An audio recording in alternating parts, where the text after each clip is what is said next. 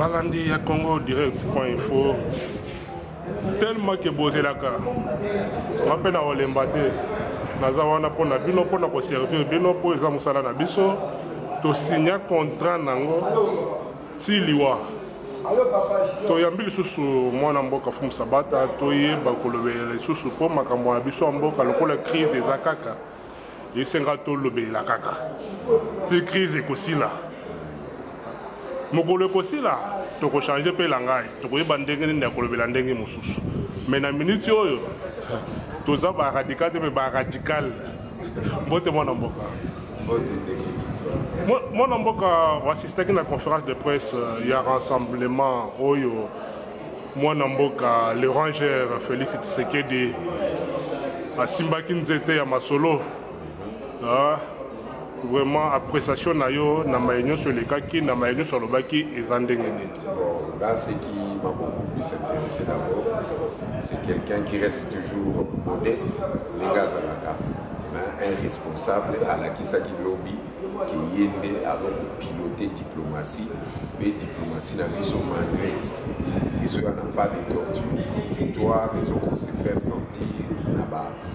Argumentation avec ça qui a la responsabilité, soit qui n'est à expliquer qui lobby. On a senti qu'on a un vrai chef. On mérité à Kangela Biso Kabila, selon l'article 64, pour accompagner la population par la désobéissance civile. Et nous avons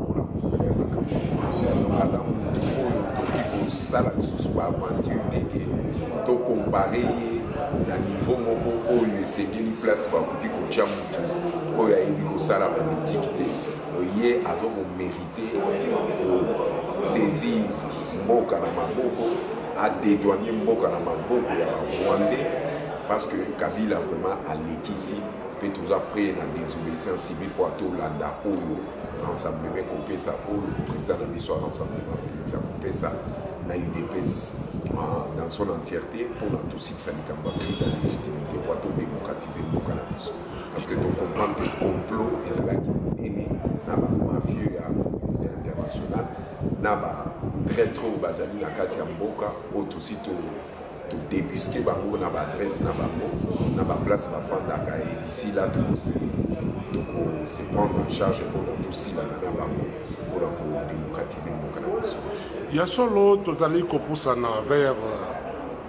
31 décembre oyo bolobi fo masolo nyonso esi la le 31 décembre. Bomoni te tango bozali ko annoncer kolobela ka date le 31. Bomoni te que pour pouvoir ko sala nyonso à contenir ba maïnyo so ko sala pour bengana bango. Té to changer stratégie parce que date à le 31 on a un rappel pour rappeler que azo mérité le sous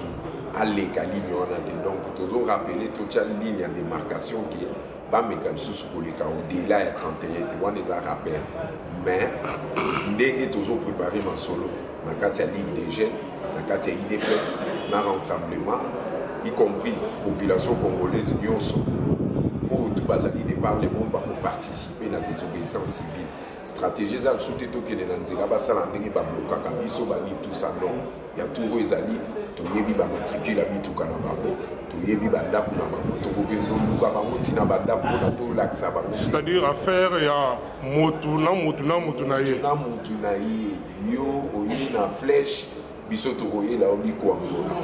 oyi biso munduki biso to oyi la okano oyi biso mai biso to oyi courant kaka ndenge wana tito kosila na bango parce que toleki bango na ebele nombre pléthorique na biso ezolakisa colère oyo toza nango mpona to en finir na bango parce que le président Félix Lobi a dit clairement que nous appuyons tout ce qu'il a dit à 110% tokolandela yango exactement ndenge asengi tout ça parce qu'azali l'un de nos chefs oyo tozokoka espérer mpona tolongola mboka na biso na soni oyo Rwandais batie biso oyo Kanambe l'imposteur apesi biso donc toki kopesa une occasion pour continuer. Il y a solo lobby à chef na bino beaucoup soutenir rien mais toujours un peu de critique par-ci par-là concernant conférence ya lobby vu l'enjeu actuel de l'heure discours on les a pesé ma capacité ndenge bato ta kozelela non naebisa yo balobaka boye soki peuple alingi a attaqué biso toza na discours président Félix aza na discours oyo azokoloba oniesi mai etelemi me mozindo ezali mai etelemi alobaki ya makasi kutu alobaki ngari na soki na biso bino ngando aza na se ya mai asi alobi baperformance wana verbal to alobaki mais ce qui est plus essentiel tolingi nde tosurprendre bango parce que bango ezalaka soki bobimisi bastratégie balingeli mpe bino ndeni tokosala biso tokosala neti tolalisi bango pongia babebe bayebi position na biso te me mokolo tokotelema to atake bango bakoyeba place tokobanda te na place tokosuka na bango donc wana eza stratégie na biso balala pongia babebe bakanisaki bazali bazovivre baza nao na temps ya kosala oyo to bango balingi me na nsambo oyebi onga na olingela bango na nsambo te oyebi te yo moko nixon place wana ebi ozolingela bango na nsambo te mapona rtnc wana okende okoma journaliste ola remplacer lambert mende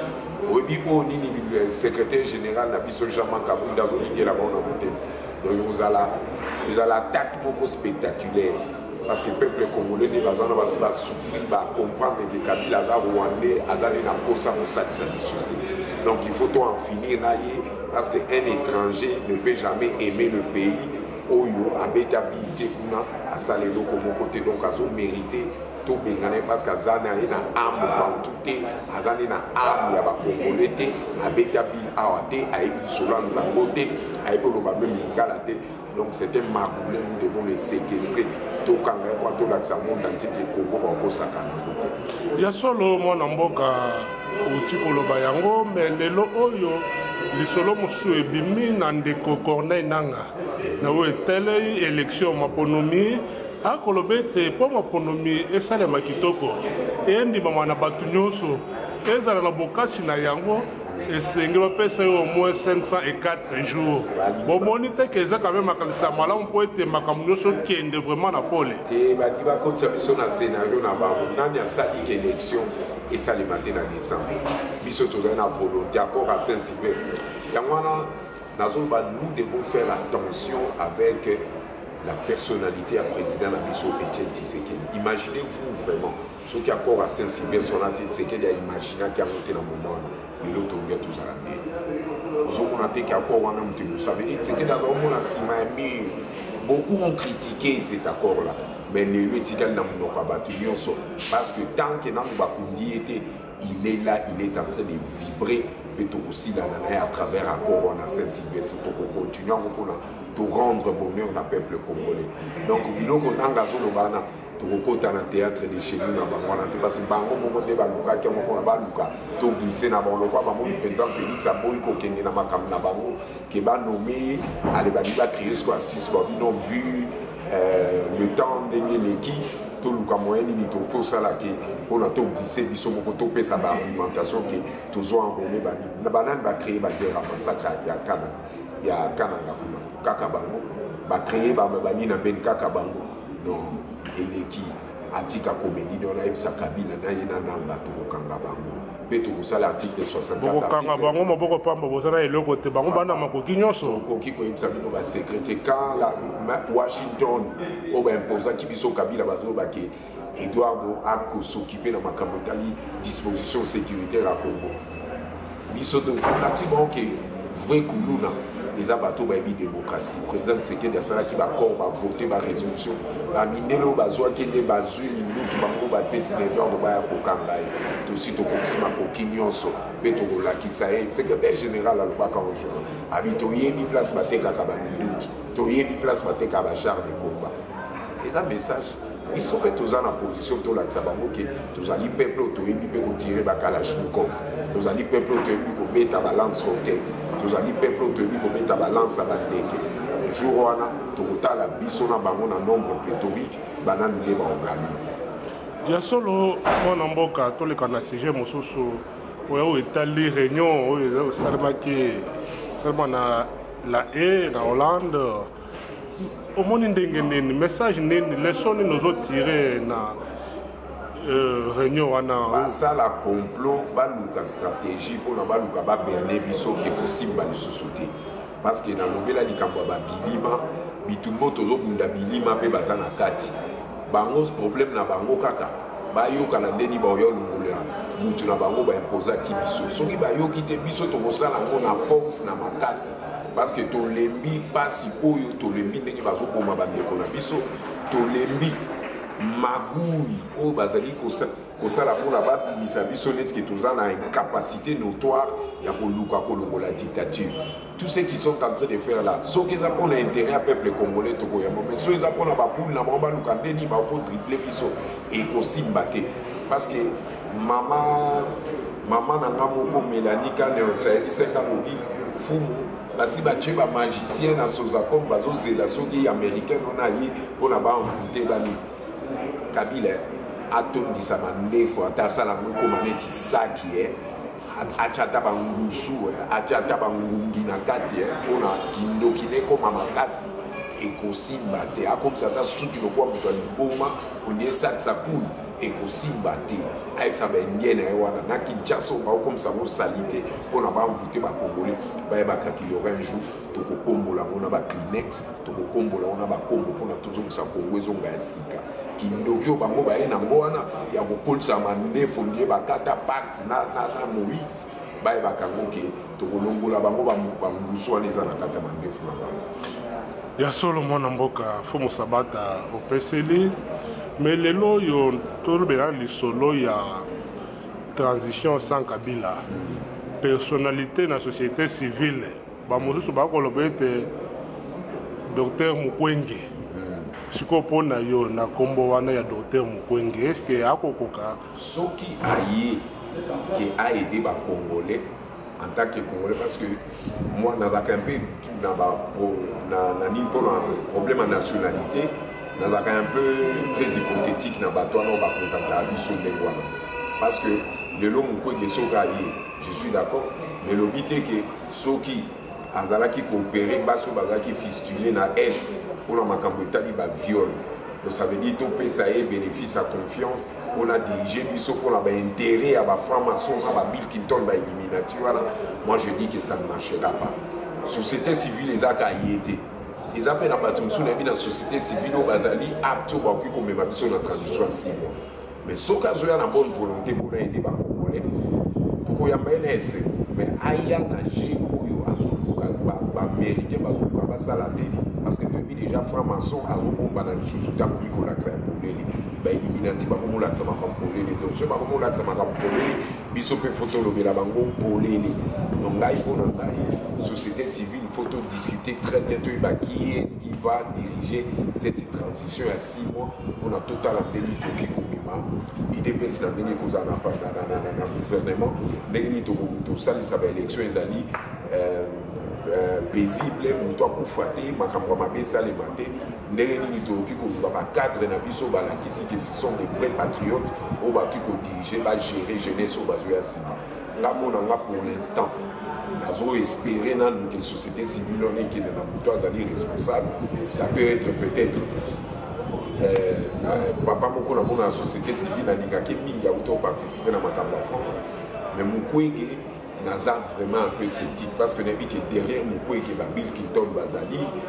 famille Clinton bazali ce sont des gens oyo bango moto bafinance bamilice oyo bazalaki na este oyo baviole bamama na biso baparticipe na pillage illicite ya richesse na biso et puis bazwa Mukwege mpona baencadrer ça veut dire baa na plan na bango biso plan na biso ezali Félix Tshisekedi soki tosilisi transition na biso ya 6 mois tobimisi ye président na biso ya parti tokende ntina présidence biso tozali nga moko peut-être fulu sabata na koencadre mpe bajeune na makambo etali culture toza na bacombattant na biso baza ebele Jean-Marc Abundu mpe aza mieux placé oyo tokoki kotya ye mpona toyebi souci na bango mpona makambo ya mboka na biso donc nga makambo ya Mukwege vraiment naza très sceptique nazotala ye vraiment na réserve quoi donc nga nalingi su makambo wana baluka barulaka biso te na bakombo moko boye soki ndeni biso idps tobundi trop babomi bandeko na biso mingi babomi bacombattant batumba awa na permanence place tozosala donc wana nyonso wana poids politique na biso ezosala ke tozala torésister mpona toyeba ndeni tokopilone balider na biso ya parti mpona basan prendre en charge na bato nyonso bazala contre le Congo pour tout démocratiser le cannabis. Pour tout ça, la paix souhait, il y a bonne volonté au président Tshisekedi de ça qui il y a coupé sa volonté dans la communauté internationale pour respecter encore à Saint-Sylvestre. Donc moi je pense que c'est il faut te discuter d'une manière consensuelle. Tout fan dit tout seul, calmement, te dit que non, ceux qui vous connaissent ça la transition, mais à la claire, n'a pas projet Italie jeunesse congolaise, bah projet Italie Makambambo cannabis, et à la tête qui va piloter et va piloter n'a pas occidentaux, bah toi franc-maçon, on va la bilo quoi là, je suis d'accord. Ok, il y a seulement un mboka, tout comme pour que les nations comme masolo la biso mais aussi le santé. Donc tout nos motuno il y a composition, il y a cabinet, il y a premier ministre, Bruno Tshibala, tout le monde est belé, il y a des membres, il y a des personnes qui sont des personnes qui sont Nzala mutesali bango bongo mena osenga bango balongola nzala na mutu ekita na libumu ya bango nzala eketi na mutu donc makanisi ekomi ebele bakomi obule basomba bajip bakanisi so balandi Tshibala azali poison ye ata ake epa badocteur na monde entier babongise liso wana ekomona te parce que liso wana ezolakisa ke aza borne aza motema mabe. Il faut topper ce rôle dans le film à Jean-Paul Belmondo peut suivre la vie au Minos Azaki Lisu Moko Kokufa. On a bien que Minos c'est un poison à tabalouki des recherches à Bakis Lengenimi Lisu Anekobo. Il y a un lela linette le roi Michael Jackson. Donc il faut aussi bisata micro à Kendaye Mbakane na présidence. Tout ça dans son on a été c'est quelqu'un qu'on doit éradiquer même de la République démocratique du Congo. Atinda ki bato ba koluka ba jeune ngape ba ka koluka ngafumu yakato ke ne pas Tshibala ça c'est craché dans lutte à présent Tshisekedi. Moi j'aime Tshisekedi na portail na mutema, j'aime l'UDPS, j'aime mes cadres, na vous soutenir Félix Tshisekedi parce que na yebi ke yende mutu ko pérenniser combat président. Na vous soutenir Jean-Marc Kabund parce que na yende mutu azali oyo ya suka solola na président ba solola ki ne pona ame ma parti na biso na pouvoir payer à démocratiser, à unifier parti. Et il a fait ça. Qu'est-ce que je peux espérer dans la Tshibala? Donc, c'est un monsieur qu'on doit éradiquer de la République démocratique du Congo. Un mythomane à cause à côté prison, qui n'est pas engagement ni abimi, ailleurs pour 57 c'est que des bengana et qui a s'assoit qui va pop. Puis ce qu'on dit mutu bakangi à côté prison abimi, à combien on aya, ce sont des infiltrés batinda. Il y a ngana za la pour détecter bango nyos. Na yebi comportement ba très très bien fonctionner. Et belé ba yaka tozala ka ba problème le ka ba menaça ka biso na permanence. Et belé o ba menaça na ba ngana ba kepa Tshibala. Batiki mfumu sabata na IDPS tina kokota na se acerkei na ngai na kozaba okunda na sembo ya IDPS. Ya solo mwana mboka na kanisi maloba na yo anande mabuzo sisa masolo na biso mokolo lelo to sukenya wa pona minute na biso etangamaki baye bino bokolanda biso bisika nyonso bozali na den kabasele moboyai autrement pe na den zola mbote mingi mbote ya motema bisika yo ozali Daniela Victoria Certa Roseline Mbombo Rachel Kabena Lumbala Madova la marraine Vienanga Jean-Marc Mukulumpa Jean-Marc Yombo bisika ozali bambote belé Pasteur Sylvain Kaninda le grand frère propre bambote belé bisika ozali na kati à Londres na sœur nanga propre Maria Ngoi, nous en mémoire. Vraiment. Toza et longo pinos kabuya. Toza vraiment et longo talaka. Ah, vient nanga Bruno Boula wana le gouv. Edi Kaloubi de Japon. Vraiment. Je te tiens à l'œil Edi Kaloubi. Un Congolais qui a vraiment de très très bonnes manières. Vraiment. Jibeka Kamwala. Vient nanga Jibeka Kamwala bisika yozali. J'aime beaucoup, c'est une maman très active. Elle a vraiment l'esprit, mon patriotisme à toucher à la mancassi.